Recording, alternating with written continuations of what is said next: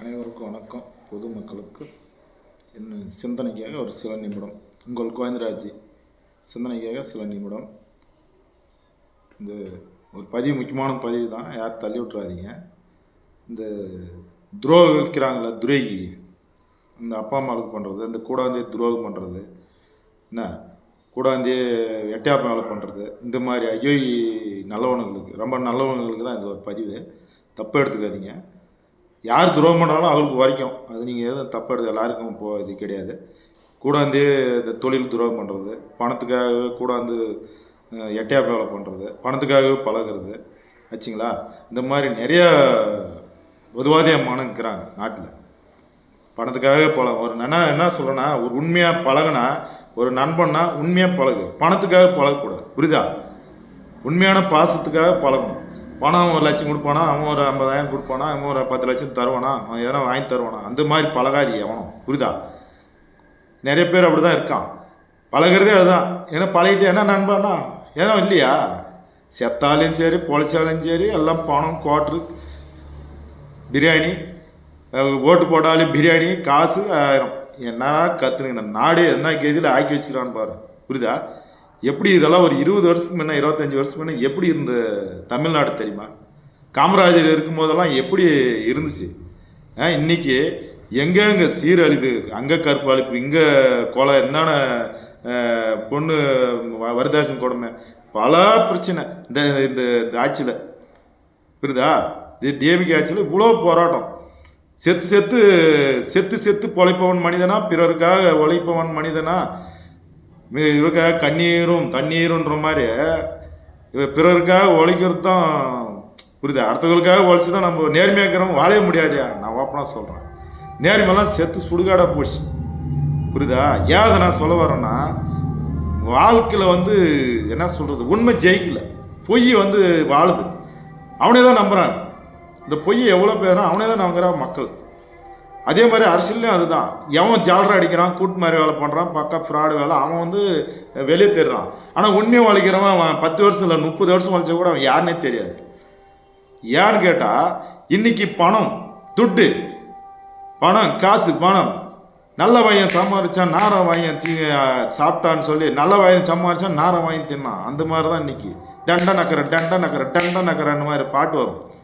நல்ல வாயன் சம்பாதிச்சான் நார வாயன் அழிச்சான்ற மாதிரி, அந்த மாதிரி தான் இன்னைக்கு காலம். நல்லவன் சம்பாதிச்சான்னு நார வாங்கி தின்னு எல்லாத்தையும் காலி பண்ணிட்டு போயிடும். அதனால மக்களை இது வரைக்கும் நல்லா தெரிஞ்சுக்காங்க. எல்லா நண்பர்களுக்கும் தாய்மார்களும் சொல்கிறோம், இந்த தாய்க்கு துரோகம் பண்ணுறவன், அப்பனுக்கு துரோகம் பண்ணுறவன், இந்த நண்பர்களுக்கு துரோகம் பண்ணுறவன், இவெல்லாம் வாழ மாட்டான். அதெல்லாம் வேஸ்ட்டு. உங்களுடைய வாழ்க்கை என்ன, நீங்கள் உங்களை ஃபஸ்ட்டு நம்புங்க. அடுத்தவனை எவனையுமே நம்பாதீங்க. பெத்த பிள்ளையாக இருக்கட்டும், அப்பா அம்மா மாத்திரம் உங்களுக்கு கடவுளாக இருப்பாங்க. கடவுள் ஒருத்தருக்கிறார், 3 பேரை நீ நம்புங்க. நண்பரை கூட நம்பாதீங்க. நண்பர் சில பேர் நல்லவனங்கிறான், அதில் கெட்டவங்கிறான். ஆனால் உண்மையிலே நண்பனாவே உயிரை கொடுக்குறவனா இருக்கான்.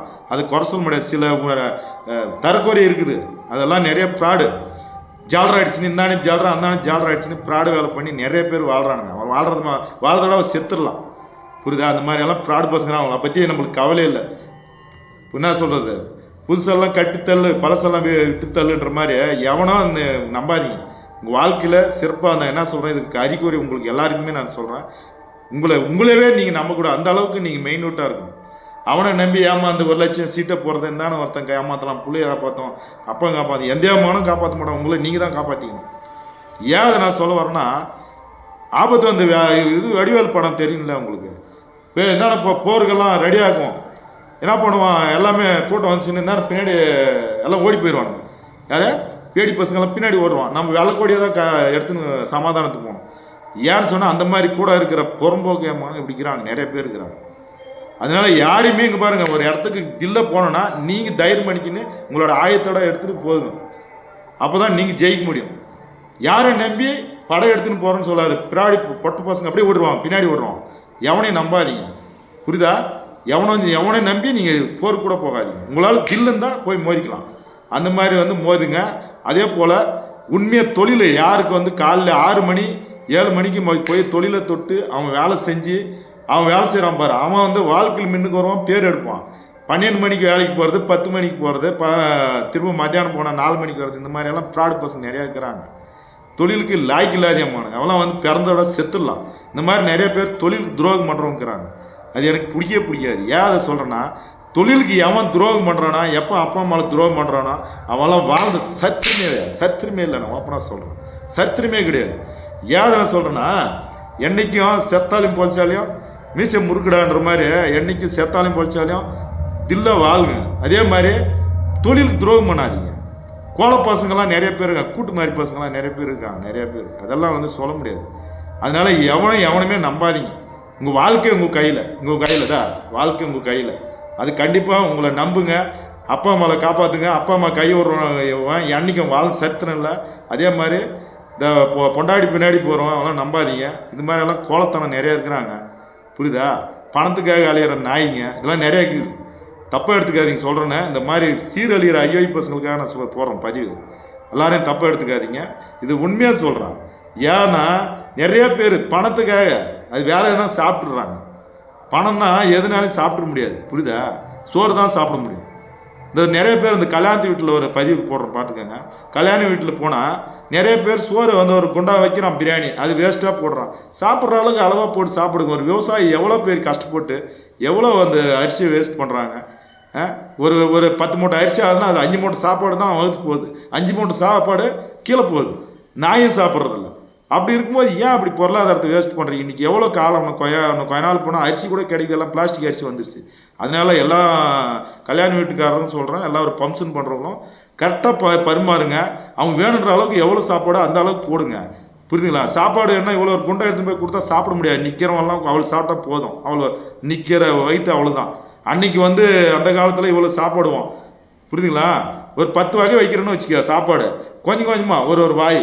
பசங்க சின்ன பசங்களாம் கம்மியாக வைங்க. இன்னும் நிறைய சாப்பாடை போட்டு எல்லாமே நான் எத்தனையோ ஃபங்க்ஷனுக்கு போயிருக்கேன். பாதி சாப்பாடு எடுத்து போய் வெளியே கொட்டுறாங்க. எனக்கு வகுரெல்லாம் தேவுது. எங்கள் அப்பாலாம் ஒரு வாய் சோறுக்கு எவ்வளோ கஷ்டப்பட்டு கொண்டாந்து 8 மணிக்கு தான் அரிசியில் சாப்பாட்டு கூட இல்லாத நாங்கள்லாம் வாழ்ந்துருக்குறோம். அதுக்காக நாங்கள்லாம் இவ்வளோ ஒரு கஷ்டம் நான் சொல்கிறேன். ஏன் அதை வந்து இவ்வளோ மக்களுக்காக நான் சொல்ல வரேன்னா, இந்த நிறைய விசுவாசம் பண்ணுறவங்க கௌரவத்துக்காக 10 லட்சம் கடன் வாங்கி பரதேசி ஆனவங்களாம் எத்தனையோ பேர். உங்களால் எவ்வளோ முடியுமாங்க பாருங்கள். ஒரு மூட்டை அரிசி போடுறத அரை மூட்டையே போடுங்க, வர்ற ஜனத்துக்கு போட்டு அனுப்பு. அதே சிக்கனமாக போட்டிங்கன்னா அரை மூட்டை அரிசிலே முடிச்சிடலாம்.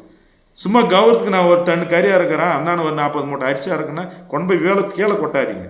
பொருளாதாரம் எவ்வளோ உங்கள் இப்போ நீங்கள்லாம் சிக்கனம் பண்ணால் அரிசி வேலையும் ஏறாது, புரியுதுங்களா? அரிசி வேலை இப்போ 1000 ரூபா 2000 ரூபாய் விற்கிதுன்னா உனக்கு 1500 ரூபாய் தான் நிற்கும். ஏன்னா அரிசி ஃபுல்லாக வேஸ்ட் ஆகுது. நீங்கள் கொண்டு போய் எல்லாம் கீழே தான் கொட்டுறீங்க, மண்ணில் தான் கொட்டுறீங்க. மக்களுக்கு அதே மாதிரி மிச்சம் ஆச்சுன்னா அந்த அனாதை ஆசில் இல்லாதவங்களுக்கு எத்தனை பேர் கோயில் இருக்கிறாங்க, அவங்களுக்கு கொண்டு போய் தர்மம் பண்ணுங்க. சோறு ஏன் வேஸ்ட் பண்ணுறேன்? எனக்கு கூட நிறைய பம்ப்ஸுங்க மிச்சம் ஆகிடுச்சு ஒரு டைமு. அப்படியே ஒரு குண்டா சோத்தை எடுத்துன்னு போயிட்டு முருகர் கோயிலேன்னா அங்கே எடுத்துன்னு போய் தர்மம் பண்ண சொல்லிட்டேன். ஏன்னு சொல்கிறேன்னா, உங்கள் பொருளாதாரம் நீங்கள் ஒரு ரூபாய்க்கும் ஒரு வேறு தண்ணி உழைக்கணும் ஒரு அரிசிக்கு. அந்த மாதிரி உழைக்கிற காசை வேஸ்ட் பண்ணாதீங்க. ஒரே ரூபான்னா கூட அது 1 ரூபா தான் பெரிய வெள்ளம், சிறு துள்ளி பெரிய வெள்ளம்னுவோம். அந்த மாதிரி ஒரே ரூபானா கூட எடுத்து உண்டியல் போட்டு வச்சா மாதம் 30 ரூபா சேர்ந்துடும். அந்த மாதிரி யாருமே பணத்தை கேவலமாக நினைக்காதீங்க. அதே மாதிரி பொருளாதாரத்தை சிக்கனம் பண்ணி வாழுங்க. சிக்கனம் பண்ணி வாழ்ந்தால் மட்டும்தான் நீங்கள் கடன் இல்லாமல் வாழ முடியும். பெருமைக்கு இறம் மேலே போகாதீங்க, குதிரை மேலே போகலான்னு நினைக்காதீங்க. உங்களுடைய வாழ்க்கை உங்கள் கையில். அதே மாதிரி போல் நான் என்ன சொல்ல வரேன்னா, வண்டி ஒருத்தன் 1.5 லட்சத்துக்கு வாங்குறான்னு சொல்லிட்டு 100 போய் 108 போகிறாங்க. அந்த மாதிரி வண்டி வரதட்சணைக்கெல்லாம் வாங்கி தராதிங்க. சில விஷயம் நிறையா இருக்குது. அதே மாதிரி வரதட்சணைக்கு பணம் இன்றைக்கி பொண்ணு கிடைக்கிறதே கஷ்டம். பணம் வந்து அவனை கேட்டு 10 லட்சம் பொண்ணு வளர்த்தவன் கேட்டு கல்யாணம் பண்ணி கொடுத்து அனுப்புங்க.